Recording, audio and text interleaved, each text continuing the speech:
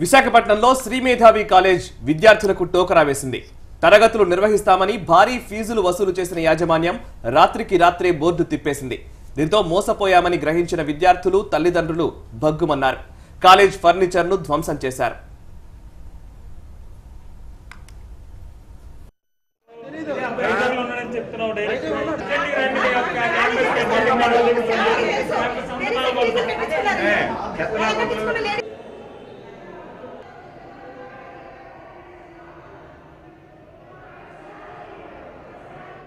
ఫిబ్రవరిలో క్లియర్ చేస్తాము. 28th కల్లా హాల్ టికెట్లు ఇచ్చేటప్పుడు పిల్లలు అందరూ డబ్బులు కడతారు, అప్పుడు మీకు క్లియర్ చేస్తామని మాట ఇచ్చారు.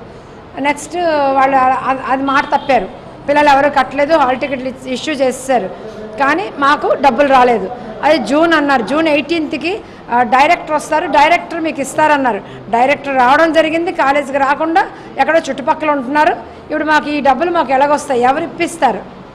ప్రిన్సిపల్ బాధ్యత చైతన్య గారిది. మేము చైతన్య గారి దగ్గర మేము మెస్ తీసుకున్నాం, ఆయన మాకు మెస్ ఇచ్చారు, కానీ చెప్పాల్సిన బాధ్యత అది. ఇప్పుడు ఏమంటే మేము రిజైన్ చేస్తాం, ఎవరికి ఆడే రిజైన్ చేస్తాం.